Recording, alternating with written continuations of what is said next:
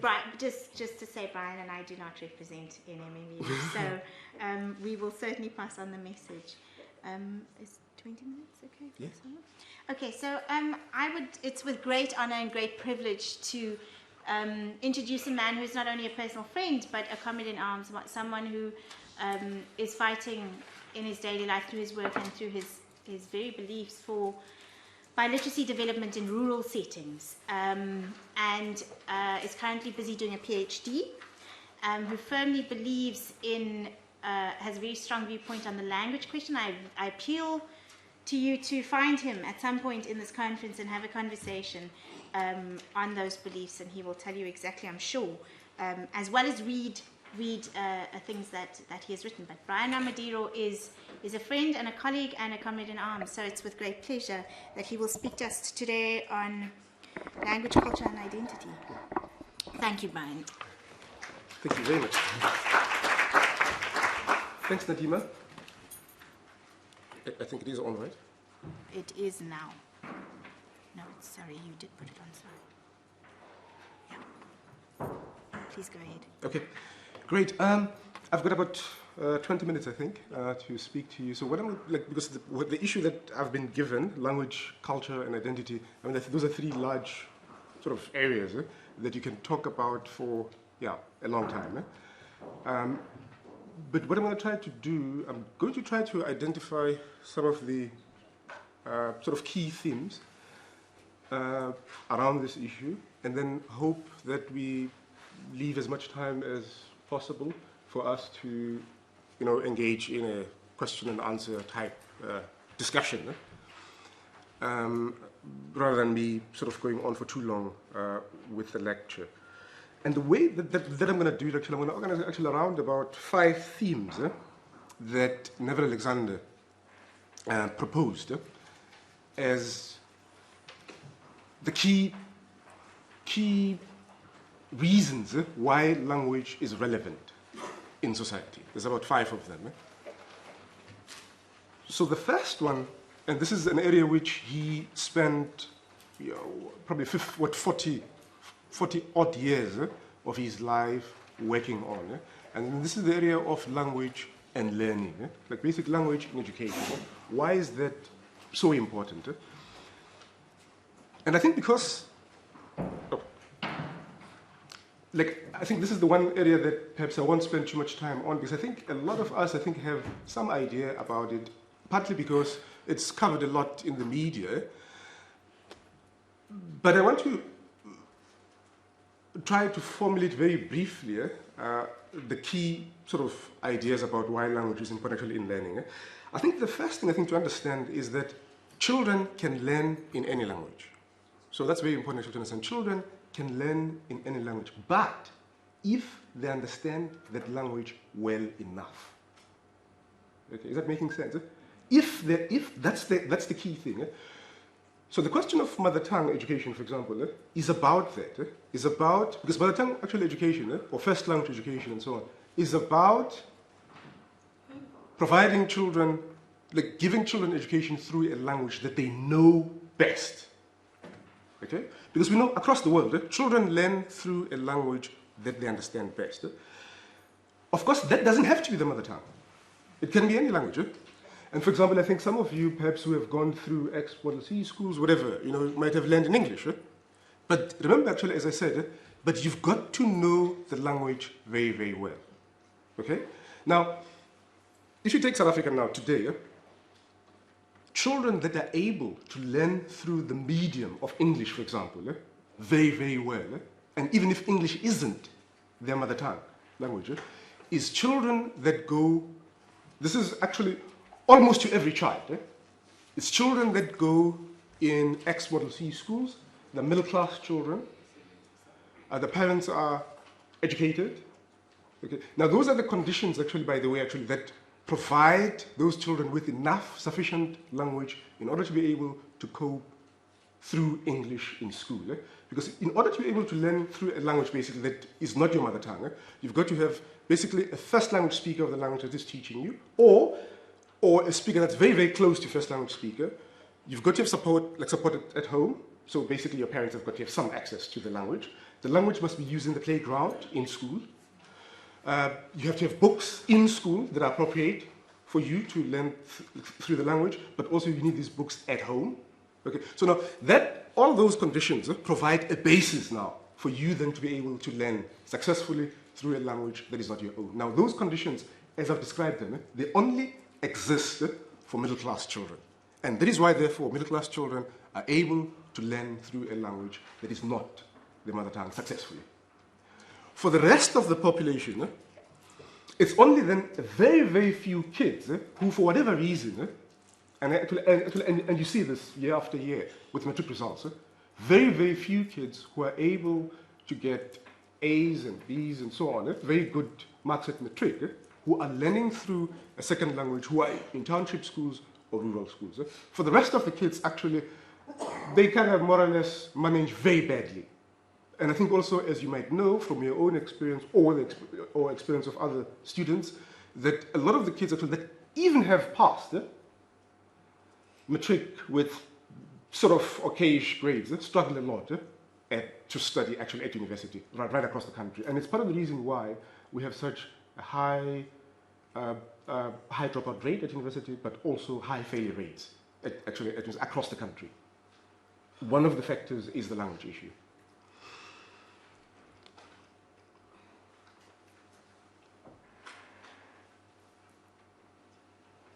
Okay, and I think, I'm hoping that in the discussion then perhaps we can get more into questions around, okay, then what is the cost of mother tongue? We can get into the question of, for children that live in Soweto, for example, I'm talking like Soweto in Gauteng, do they have a mother tongue and so on? So we can get into those questions, because I think people then, they want to get into that is there actually a mother tongue and so on? So then we can get into those kinds of issues. But let's do that during question time. Okay, I think then the second sort of area of relevance of language is in the domain of the economy, of jobs now. And of course, the education question is linked as well to the job questions.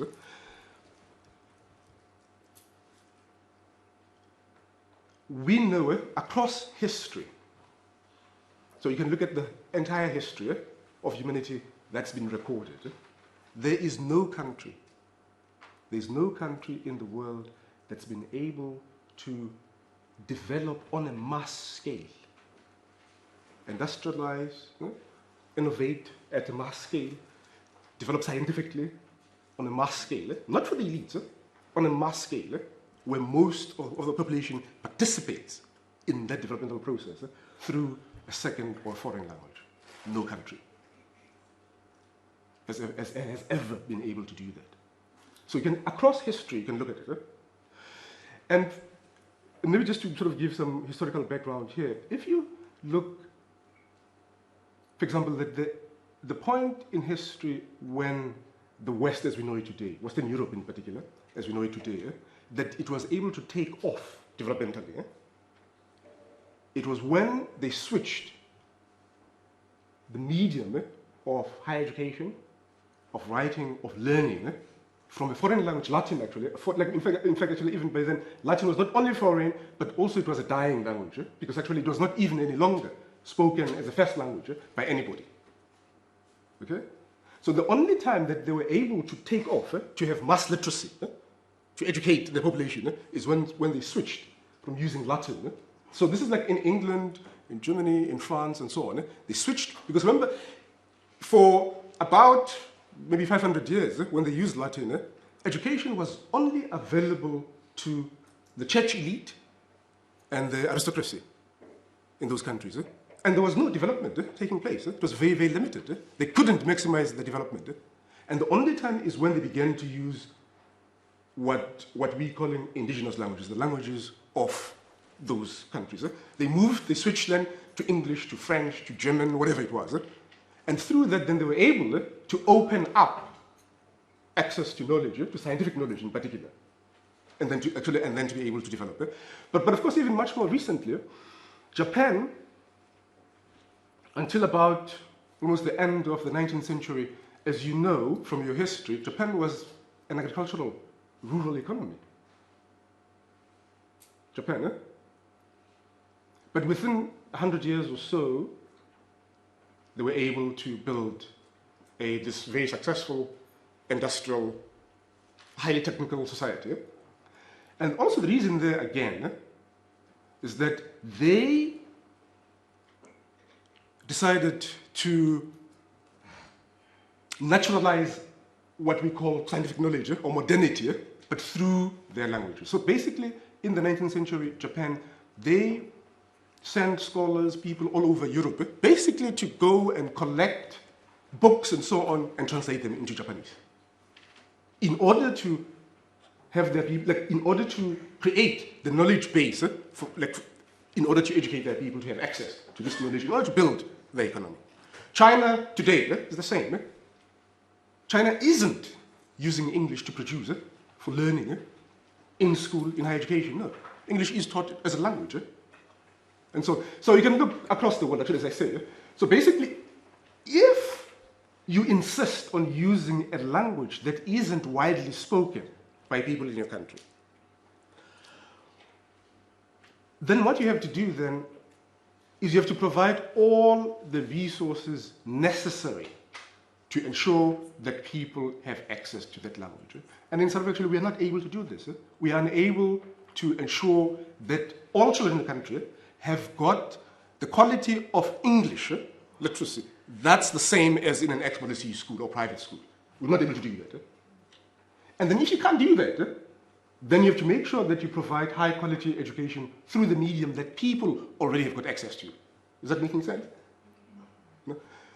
Because then if you insist on using a medium that people don't have equal access to, then basically you are by default reproducing inequality, and you're only creating a small elite of people that will have adequate access to this language. And therefore, precisely because language is linked to the economy issue, to literacy, to the professions and so on, because they've got access to this language, then they can have better access to knowledge, and then have better access to jobs. And that's exactly what is happening in South Africa today. So the children of the middle class, basically of those that are already privileged, the white middle wealth from the past, were privileged in the past, and the black middle class of today. So those that with privilege then are able to perpetuate themselves, more or less, with a few exceptions, of a few poor people that come through, that manage to break through the ranks. But by and large, the middle class and the elites reproduce themselves, and the poor are marginalized.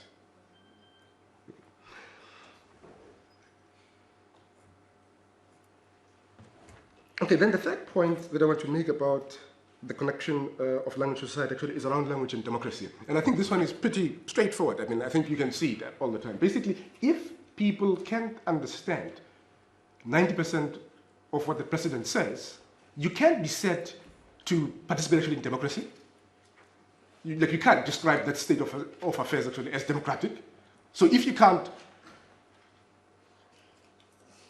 understand what parliamentarians argue about, because they do it in a language that you don't speak, then you can't be expected to accept that that state that governs over you is legitimate in any way.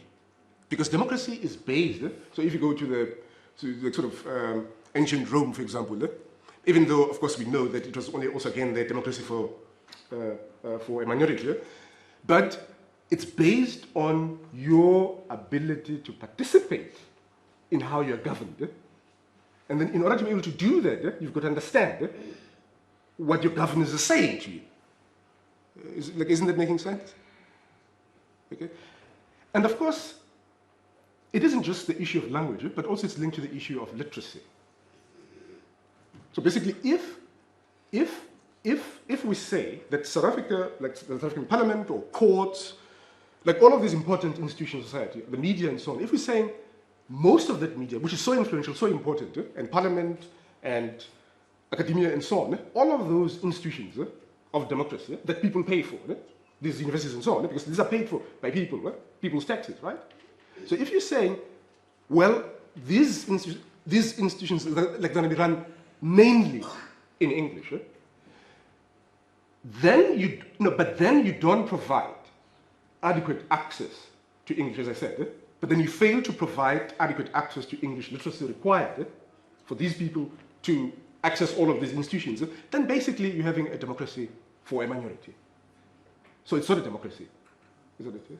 Making sense? Because then basically only a few can meaningfully participate in that kind of society. Okay, okay, and then we can get into a question of, given a multilingual society, then how do you use all of these languages effectively to promote democracy? Then we can talk about that actually in our question and answer session. Okay, and then the fourth point is the connection of language to identity. Now, this one actually we've got to be careful, I think, how we talk about it. Obviously, language is related to identity. Language influences how you see the world. Basically, because, and it's not just because of language. Where you are born, what people speak, and how they look at the world influences how you grow up and look at the world. Value, like what you value in the world, what you don't value, and so on, will be influenced by language. But of course, language doesn't determine your identity. It just influences it. And also remember, it's not just one language. So it's not like one language, one identity. So you can grow up speaking many languages. So which means also potentially have many influences of your identity. So language actually is not only constructed, like identity is not only constructed actually in a single language. And I think most of you, I suppose, are bilingual. So you speak like whether Xhosa and English or whatever, Afrikaans and English and so on. So your identity then I would expect is a much more multifaceted identity. So language is definitely involved in identity. It's central to it, but you've got to think about how you understand it. And the reason why actually it's important to understand that there isn't a one-to-one link between language and identity is, for example, you do actually now have black Zulu-speaking people, for example, who would identify themselves as Zulu, but don't speak any Zulu at all. Okay, but they would say their identity culturally, but they don't speak any Zulu at all any longer, and so on. So that's why actually it's quite important actually then to think about the issue that language is but one factor, an important factor in identity construction. It isn't the only factor. And I think also like this point is also important to understand, because I think this is part of the reason why African languages actually haven't had as much support to be used as languages of teaching and learning, especially in higher education, because people from the liberation movement, broadly speaking, are very terrified about languages being potentially used to ethnically divide South Africa. So the ANC, PAC, ZAPU, whatever, they're terrified of that. Absolutely, absolutely. And that is why English has almost become the default unifying language, so-called, supposed to be unifying English. But it isn't, as I just said, it isn't actually, or to put it more accurately, English is unifying for those that have got access to it. And those that have got access to it are black and white middle-class people, properly, mainly. Okay. But for the rest of the population, actually, it's not unifying for them. They can't speak it. Is that making sense? Okay. Okay, and then finally,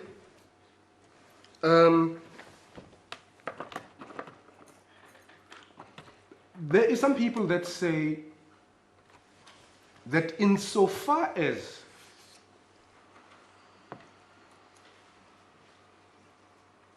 knowledge about the material world, about culture, about how to live is inscribed in languages, especially in pre-literate societies, like where people don't write, or don't write very much.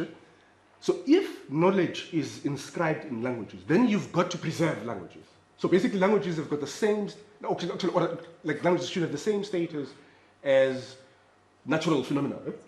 That Because there's certain things that are only known by certain communities.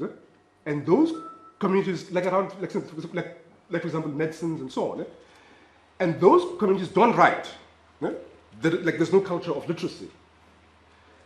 If those languages die, or if you kill them, either deliberately or just by through neglect, you will lose that knowledge to humanity. And their point is that we don't know what is it that is going to help sustain this world. So therefore, we've got to preserve all the knowledges that we can get in the world, because in an ecologically changing world, we don't know what's going to help in the future. So basically, we've got to preserve languages as well, for that reason as well. That there might be no short-term interest that we can see for now, but we don't know in the long term what knowledge is inscribed in those languages will help us with in the future. Yeah. Okay, so those are the sort of 5 points. Yeah, and then I hope that we can submit some questions.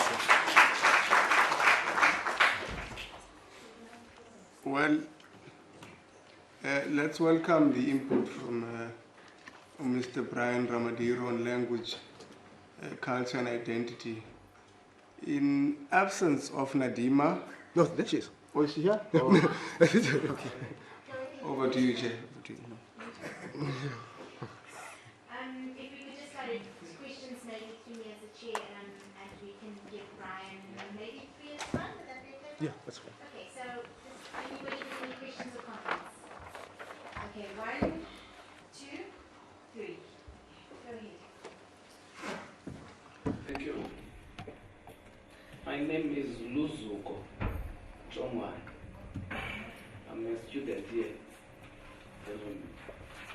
I think, but I don't know the name because I entered when you were speaking already.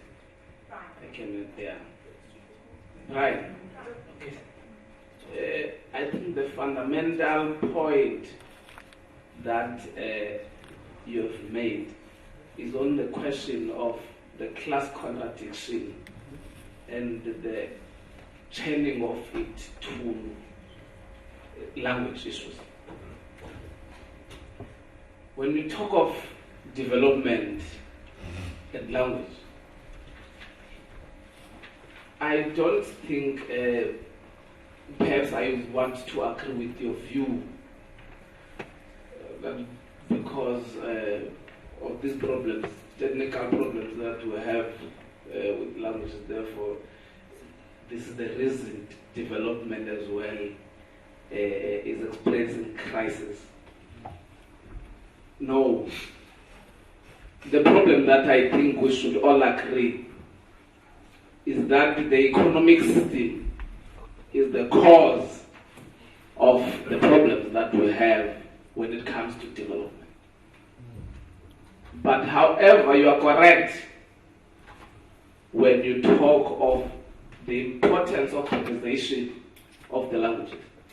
That's correct. I even proposed in one of the conferences that, look, what KwaZulu-Natal University, the UK's is doing is correct to say, look, languages and issues of higher learning must be, the languages must be compulsory. But where I differ with them is to say, for all students of that particular university, I think Xhosa should be compulsory for Xhosas. If you are a Xhosa here in this university, in the Western Cape, you must be obliged to do with Xhosa in simple terms. But for others, it should be a matter of choice. Do they want to do it or not? It should be a matter of choice. But briefly, when Chairperson, my own view on this matter is that we should, language is important development, of course, but it is not the cause of the shortcomings of development. The problem is the economic system that is being used to advance development. Let me pause there because there are many issues that I want to discuss with Solomon. Thank you very much. Second Yeah. Thanks, Chair. My name is Mbongeni, surname Makawula. Brian, I want to respond and in fact challenge you on your point number 4 as far as language and identity is concerned. You raised a statement that language doesn't determine your identity. As far as I am sitting here and I understand, if you lose your language, then your identity is in question. If you do not know your language, then your identity is in question. Then how do you then begin to say that if you have lost your language, then you haven't lost your identity? I think that in losing your language, you will lose your identity, in a sense that if the Mumtos and I do not know my own indigenous language, then how do I start to relate with other methods and other traditions and cultural issues related to isiXhosa? Then if I cannot do those things, then it means that I am just using identity as a matter of recognition, not as a matter of identifying myself. Yeah, thanks. Thank you. And the final one for this round? You need to switch your microphone. Okay, thanks. My name is Simpiwe and I'm Sizi. Could you just switch off your microphone? Yes. Can I just once again reiterate that you do not need to feel obliged to ask questions in English.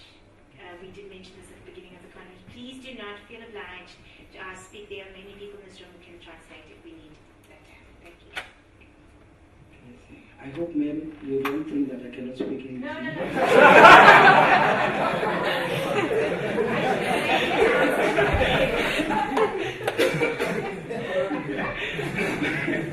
Okay, thanks a lot, ma'am. I just want to ask you, Brian, I'll just come directly to the university. So your name?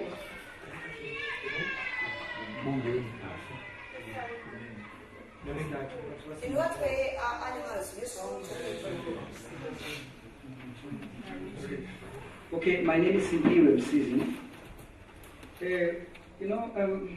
Just about not long ago, Prof.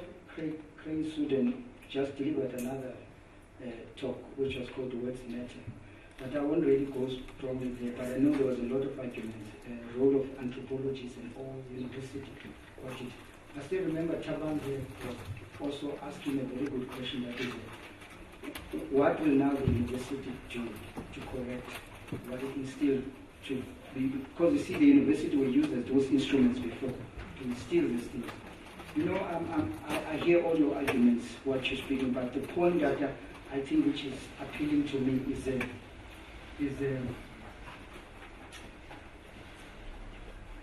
is the use of the language to benefit all, because it seems as the medium language does not benefit all, it benefits the few.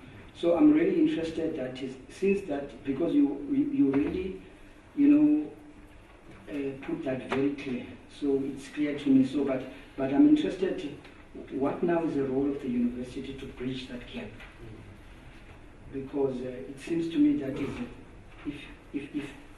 if I'm correct or if I'm looking at maybe in the wrong, it seems to me that is the university might be responsible in delivering out the sort of middle class benefiting people which alienate the poor. I'm just interested. Thank you very much. Yeah. No. Thank you very much, Silvio. I think let me just start with your question first, because it's actually the easiest one, but also the most important one in some ways, because it's about practical issues. What can universities do? Let me just tell you also what people actually have been doing. Also, I think this is part of the thing that I think the question of language also.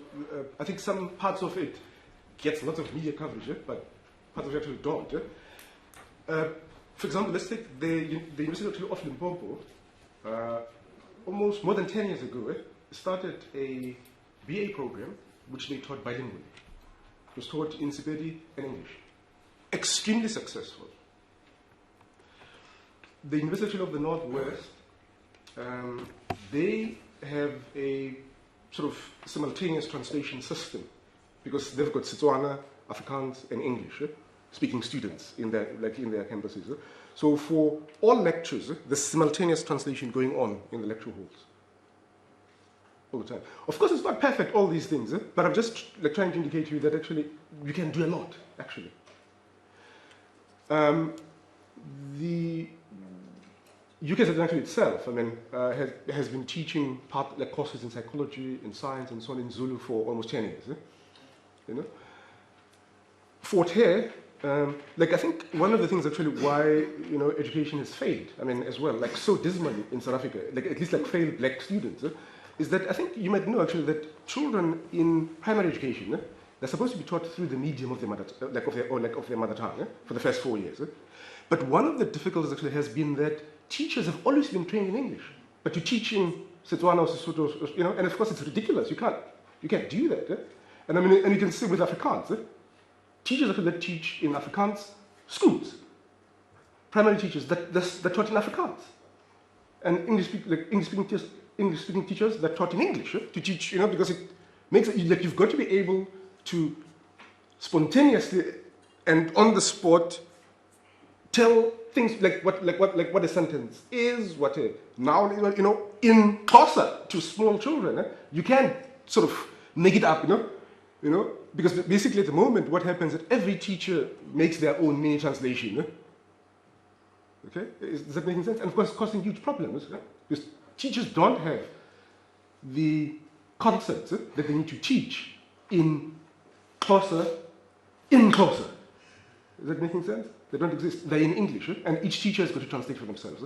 So, for example, Fort Hare is working on a B.Ed program to train teachers through the medium of Xhosa and English bilingually, so that they're able to move through the two languages as well. So there's lots that can be, and I can give you a lot more examples. But I think your general sort of point, though, I take it actually that it's not just about translating as well, but it's also about naturalizing scientific knowledge in African languages as well. And that I think it's a task that still, has to be undertaken. And I think, by and large, also want to agree with you that universities have been largely indifferent, actually, to African languages. I mean, I've given those examples, but still, largely, it's still a struggle, actually, to get support for these things to be done. I think then to link to the point that Oluzugo was making about KwaZulu-Natal,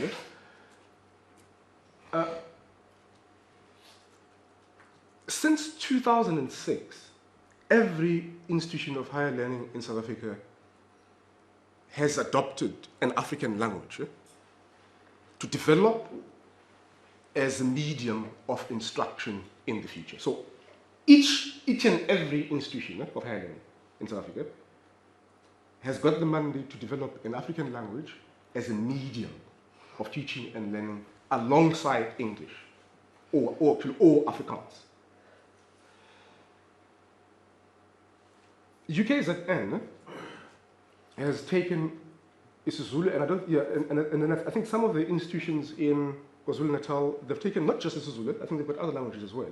So I think that's the first point to understand. It's not about some Zulu issue, or Fort Hare, it's not about some Xhosa issue. Each institution has got to take an African language, but work with other institutions to develop those languages as media of teaching and learning. And of course, that's separate from the issue of teaching languages. Remember, the medium of instruction is a different issue from the teaching of isiZulu. Because what I'm talking about at UKZN now is the learning of isiZulu as a language. For those that don't know isiZulu, and it makes sense, obviously. If you're going to go into a place, whatever, if you go to Gauteng and so on, and you don't speak any Sesotho or isiZulu, you'll have problems. It's very useful for you, even when you're a student, to be learning some, at least Sesotho or Zulu, otherwise you can't function there. Is that making sense? Or if you're going to go to Limpopo to study at the university there, it makes sense that whilst you're at the university, you learn the language. But that's different from learning through Sepedi. That's a different issue. The learning through Sepedi would obviously be for people that are Sepedi speakers, that are proficient in Sepedi. Is that making sense? So that's the distinction. It's not the same thing. Those are different things. Also, I absolutely agree with you that language isn't the cause of economic development, but insofar as we appropriate scientific knowledge, insofar as we appropriate technical knowledge through symbolic systems called languages, then languages are decisive, are very important. Because basically, if you don't command the symbolic system through which you must work, because remember, when we work now as professionals and so on, we're not just working with our bodies, we're working with our minds.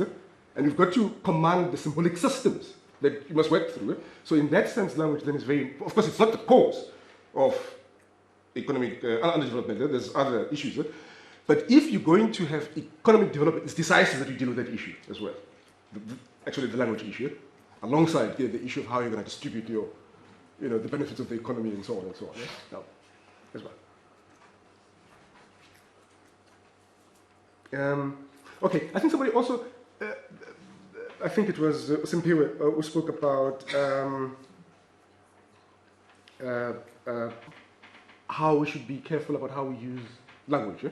And here I'm talking about language as discourse now, not language as natural languages. Unless you mean it, then you shouldn't say it.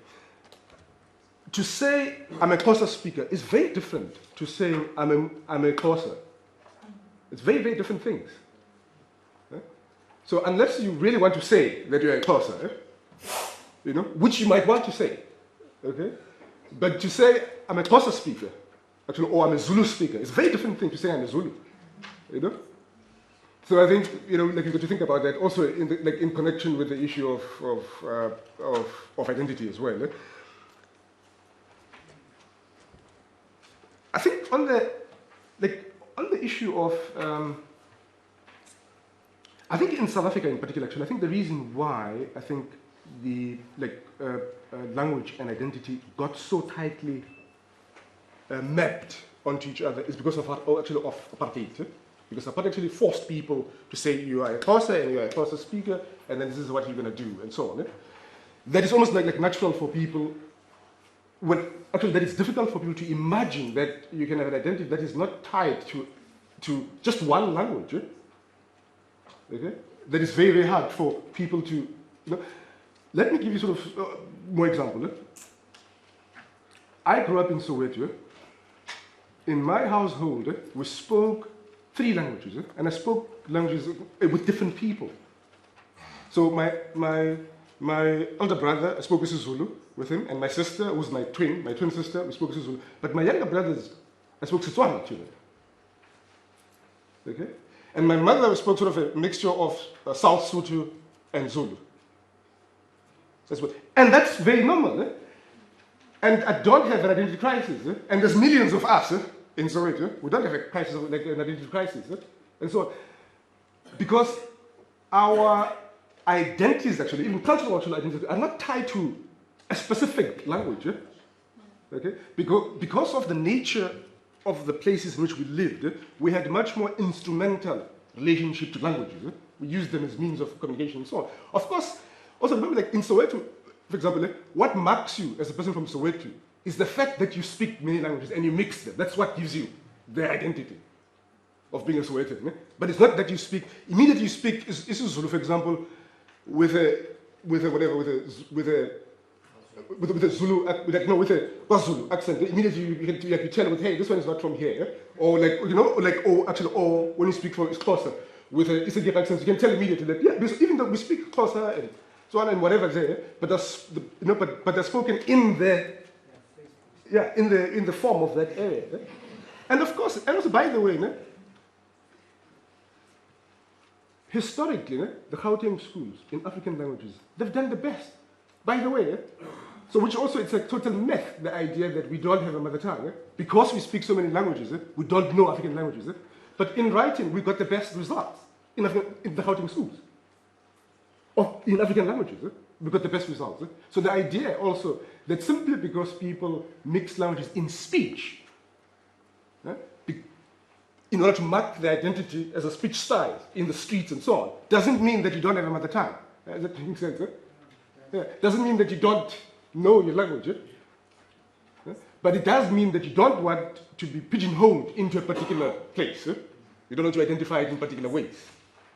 I don't know if that makes sense.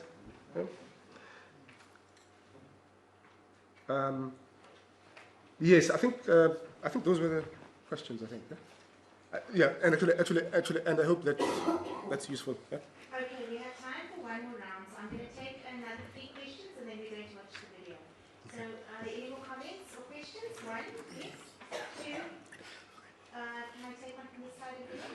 3. Okay. Go ahead. Good afternoon again. Good day to you, Brian. My name is Fundiswa Mthandana.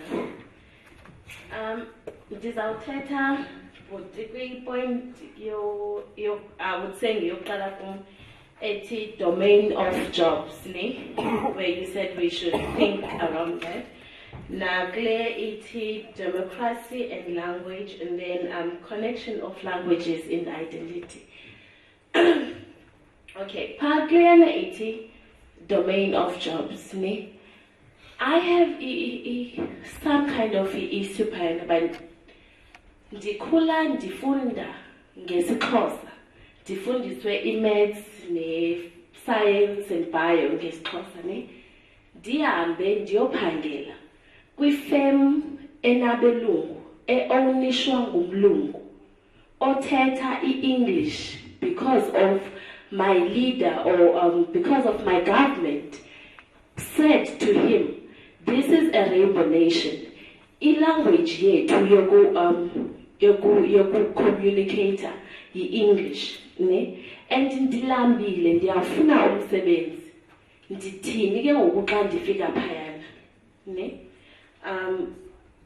iphinde kule issue ye-democracy ne-language, sine nto esiyixelelwa now and then intobana siyi-rainbow nation, because of udada wethu owaphuma wathi, let us forgive and forget and go on and on. Okay, ngoku iyabuya back kuthi bantwana abangaka, umama wam notata wam babefundiswa nge-English, bapasa, and they went to universities befunda nge-English. There was not this crisis esinayo ngoku, kuzama ngoku ukuhilishwa kuthi nabantwana bam bancinci, the 4s and 5, kuzama utshintshwa bona. Bazawukhula masithi this thing God gets implemented bengekafiki e-high school. Fortunately, bayiqale e-high school bafunde i-maths nge-languages zabo, izawuthini i-democracy and i-constitution yethu apha e-South Africa, because sine-constitution ebhalwe nge-English and sine-economy esingayilawuliyo thina apha e-South Africa. As much as sisithi si-free, asikho free economically, ilawulwa elsewhere, and aba bantu bayilawulayo ngamakapitali, as others would say, baya-dominate in what they want and how they want things to be done. Hence, ufumane government esiza esithi we're gonna implement this. This is what is gonna happen apha in South Africa. Singakhange sibe sivulile umlomo, let alone ngeyovota into. Ndise kwi-connection with language and identity. NdingumXhosa, ndithetha isiXhosa ngokwalapha eBhayi. Kukho umXhosa wasemampondweni uthetha isiXhosa sakhe sapha emampondweni, kuyiwe ke ngoku kukwenziwa kwe-textbooks, ndicela uunderstande ke izawuthini laa nto yokwenza i-language yesiXhosa ye-textbook, because esiXhoseni alone mna ndikhule njengomXhosa kukho amagama ekuthiwa ayasikisa awabizwa. Kukho i-biology ezawufundwa ngumntana wam ayithethe umiss laa nto xa efika kulaa language umiss. Bear in mind ndim ke ngoku umiss ne ndikhule ndisazi into yobana andibize igama, ndifundisa ke ngoku umntana wam. Xa ndifika kulaa language ndiyabuza okanye ndithini, ndithi no, if we're gonna say inkomo, then we are not I feel but there's no use ke ngoku yobana sithi senza isiXhosa, because inkomo, it's a cow. You understand? There's no such thing as inkomo. This thing here, identity, ithi ndiyazinqula kukho mna ndingusukwini, ndingulawo, ndingudibashe, ndingusandlalanje, kukho uyemyeni, kukho ungqulumsile, kukho uvela bembhenzele. Bathi aba bantu la culture bathi xa bezibiza bathi ndinguvela ekhelesi. Uyayibona? Because of they are trying to run away from this thing yobana elaa gama liyasikiza emaXhoseni. Uyabona? So this connection of language and identity and the textbook, ndicela uunderstand this kahle. I am fully into yobana we study our language because ndiyazidla, ndingumfazi asemapondweni. But I am so ashamed, but I've never been to amapondo ndiyoyika ngenxa yelanguage yabo. Uyabona?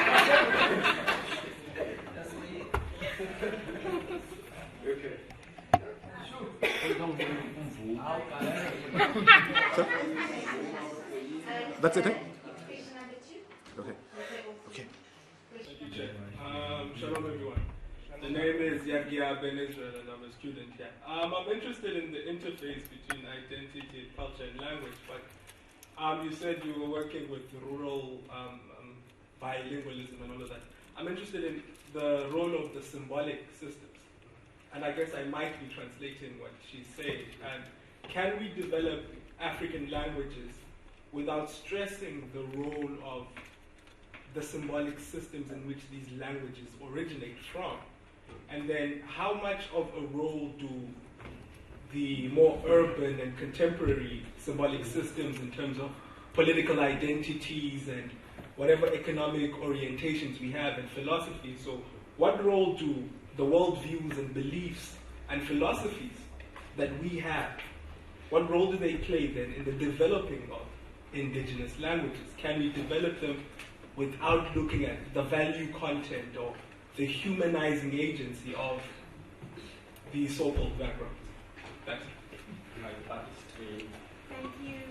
We'll have question number 3. Mandisibuyiseleni apha endlini. Kumna ke nokuvusa umzi igama lam.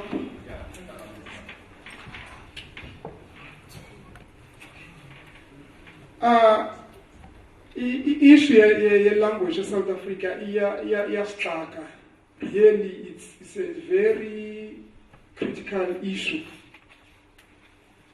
I'll just outline just few things. At Tanzania, there was a time Apulanuka or President Julius Nyerere wapata khona just after a colonial operation yabantu bapha. He made a very, very, very vital role in changing Ilanuka ubomi bapha. He also introduced a system, especially in terms of language. I won't go to ezinye, but I want to focus on language. But Dr. Paya Swahili as a national language yabo. And there are many, many tribes as per land in Tanzania. But if you take Swahili in Tanzania, then it's a language that unites them. Yes, I won't go into details. But when it comes to South Africa, it's always a problem. And really, really, I think I agree with my brother out there. It's a class contradictions. And Lando Yingaki. Because South Africa is part of Africa. To be part of Africa, it have to reflect us as Africans. The majority of Angola South Africa, the Africans. I'm not saying Lemba as a nation are not welcomed. We understand. We know we are diverse nations from diverse background, but at least let's have a voice. Let's have our own systems. Recently, again, as one documents. Since I was the whole man is Africanize universities too. I think they detach. But I think because the University of South Africa is 23, almost Africanized because there is a problem. They call it African Renaissance Program. I think maybe you are aware of it. My suggestion is like let's try like the institution equals who develop a band. Is there systems that will help us to develop our own people and using our own languages? You understand? I understand this type of middle class, blah blah blah, and that, and really,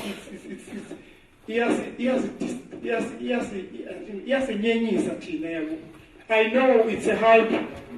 It's not the West give us. You understand, Mr. Brian? It's what they give us. But as a band versus South Africa, if really we love our country, we proud of being Africans living in South Africa, I think we should make a point what is the systems that develop us as a society. Hopefully, in the near future, we can engage more.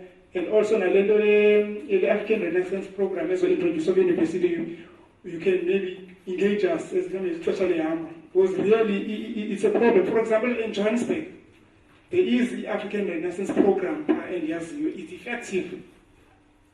And yes, events. So it's always like cases and those the university abantu and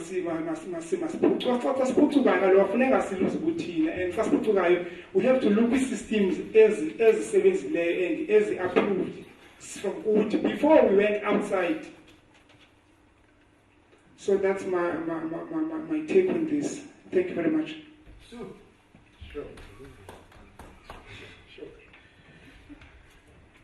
Okay.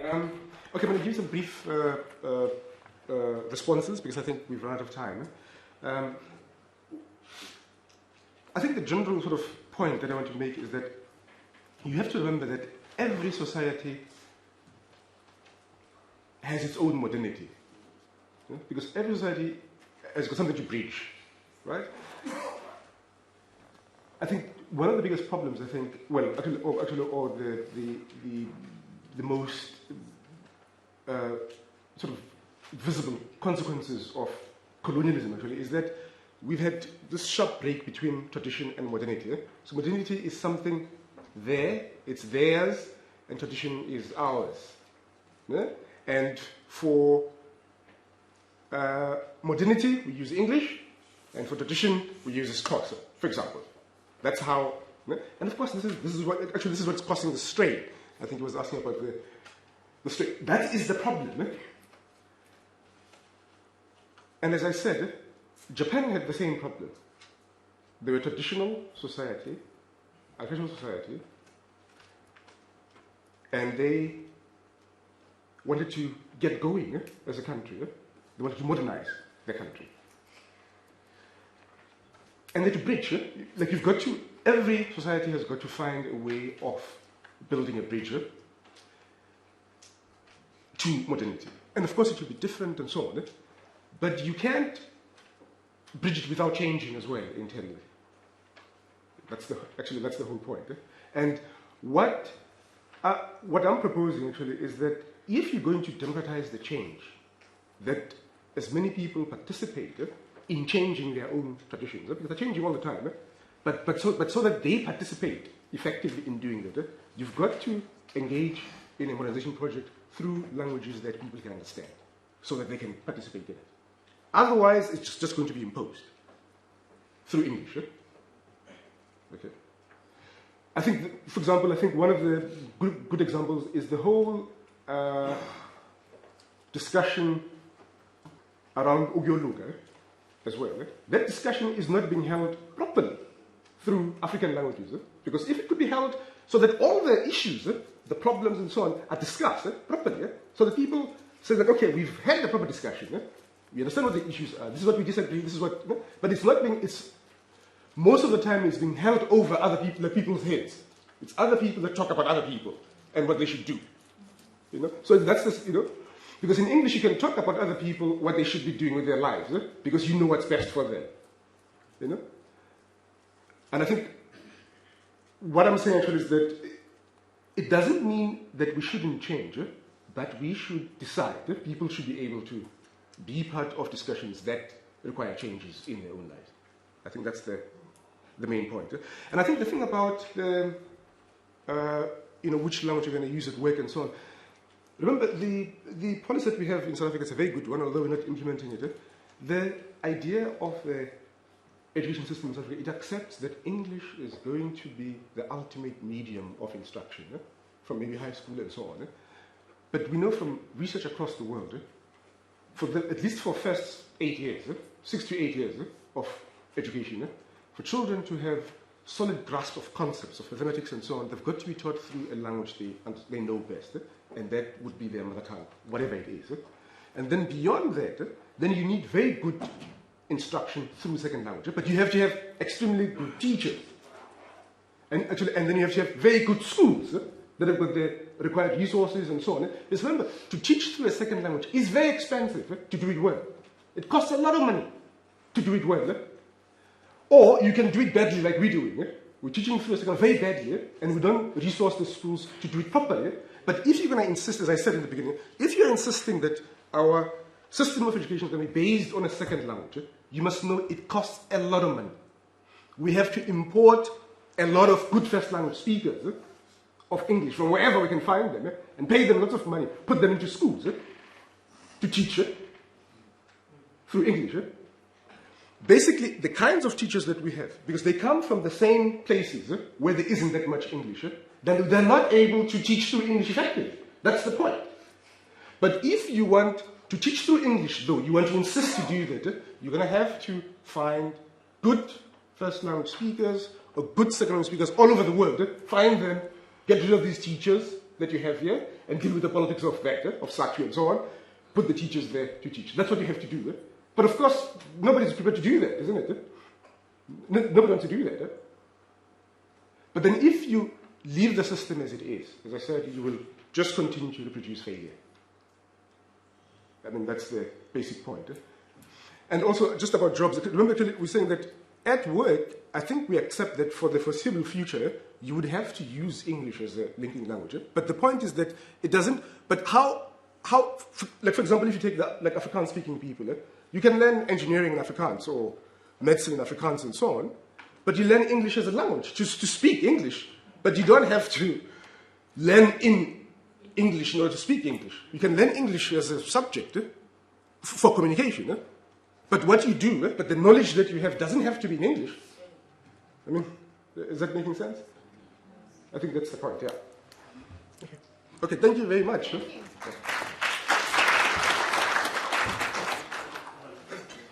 And for listening so intently. I'm going to wrap up and conclude. Sorry? I don't feel like I was answered. Doesn't feel like it was answered? Well, okay, perhaps you have to rephrase your question quickly, because I thought I understood it, but obviously I didn't. Oh, it was on, like, the role, it's linked to her, but the role of the value systems of traditional societies per se. Yeah. And can we then say on this side that we're developing and enforcing and institutionalizing indigenous languages without paying attention to the philosophies and whatever that are tied to the symbolic systems? No. Well, the short answer is no. You have to do both. But I think as I said, but when you develop something, when you take it forward, or even when you just translate things, you change them as well. Does it make sense? What I'm saying? Yeah. Basically, by translating, you are changing something as well, because there's no such thing as totally equivalent translation. Okay, So the moment of translation as well itself is like basically the moment where English is interfacing also with a different world system, a different language. So that interface, you're also changing basically how the language speaks itself to the world now. I don't know if that makes sense. Okay, sorry, your story about textbooks, and different technologies and so on. Let me just answer that very briefly and just say that, from 1953 to 1976, for the first 8 years of schooling, we taught everything in African languages in South Africa. Everything. Science, geography, everything. So the terminology, whatever, it's always been there. It's there. We've taught everything in African languages for the first 8 years of schooling. And you must look at the matric results then, actually, what they were like. Phenomenal. They were very good, actually. And then we switched then, like from the 9th year, we switched into English. Actually, as well. Okay. Okay, I think that's a brief answer. Yeah. Okay.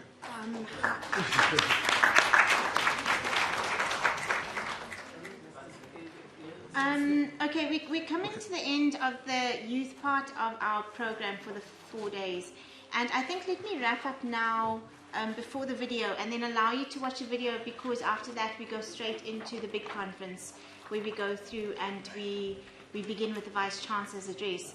So let me just take this opportunity to say to everybody here, thank you for coming, thank you for participating, and thank you for the engagement that we've had over the past 2 days. I think, like I said in the beginning, I think what's really important are the questions.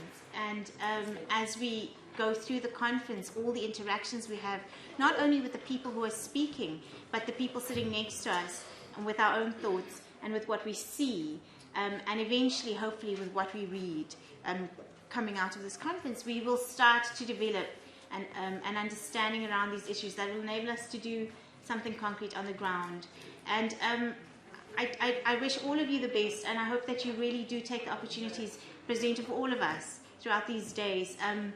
Brian spoke of the University of Limpopo introducing the bilingual program. The 2 people who were instrumental in that are here at this conference. Michael Joseph and Esther Romani. Are the others? Any others? No, I think just those 2. But I mean, these people that are doing these things on the ground are here. They're here. And so I really urge you to stop, and if you don't know who somebody is, ask them, and ask them what it is that they're doing and how it is that they understand these issues that they are grappling with just as much as you are. Just because some people have been doing it for a bit longer or have been exposed to different things, that is simply a different source that we can all learn from. So I really encourage you to take what you've shown us for these 2 days, your interest and your critique, and your critical analysis and your attempt to engage with these issues, and take this forward into the rest of the time here. So thank you for coming. We look forward to your input in the big conference. Your input is very important to us. We really want you to not feel as though you have nothing to say. You have a lot to contribute, and people will be looking to the youth to see what you have to say, because in essence, this is for the youth that are not yet even born, and so we're constantly trying to plow into this potential of what can be, and you represent that. So please, please, please, I implore you to engage in the bigger conference, and I hope to have to hear some, and to be a part of some of the conversations that you will have. So thank you again. We're going to leave you with a video that we made at PRISA. PRISA was the project that Neville was the director of. And the video is called Sink or Swim, and it deals with the issues of language that Brian touched on today. Just to give you a bit of context, a member of PRISA went into a private school in Cape Town. A very fancy, very expensive private school whose medium of instruction is English. And they taught a science lesson to intermediate phase learners in isiXhosa. And then they asked the learners, you'll see, what they felt and what they thought. And so this is that. So please enjoy the movie and all the best going forward.